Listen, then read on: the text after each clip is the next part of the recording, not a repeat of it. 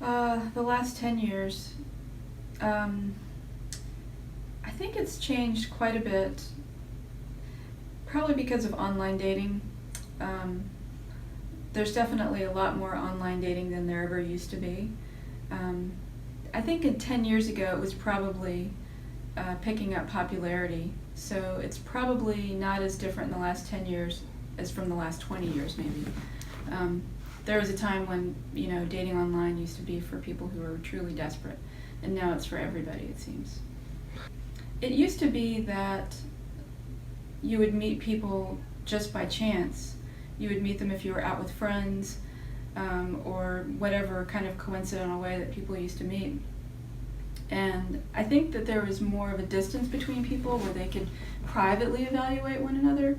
Whereas with online dating, as soon as you meet someone face to face, each person is evaluating the other really critically, I would say.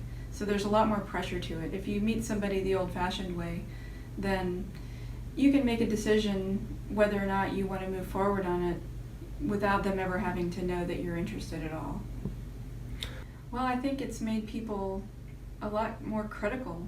I always think of, Seinfeld. I don't know if you ever watched Seinfeld, but on that show, people would get, they would get rejected for the tiniest little thing, like they stood too closely to somebody, or they made too much eye contact. And I just think that's it's made people reject people for a lot less, because you're not really seeing them in person. If you only see them online in a series of pictures to begin with, you don't really get a feel for them. You're basically just looking at their resume without knowing them in any kind of a deep way, or having a sense of them like you would if you were in person. Yeah, I think it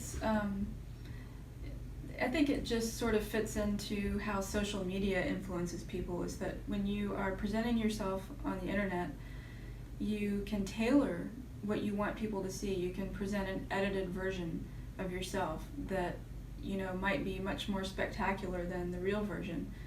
And so, as a consequence, when people don't have the opportunity to edit themselves for content, they feel a lot less secure about who they are. And so I see a lot more social anxiety that seems to be based on that, on this feeling that they can't be themselves around people, that they won't be accepted. And I think that social media plays a big part of that, but online dating certainly does ramp it up quite a bit.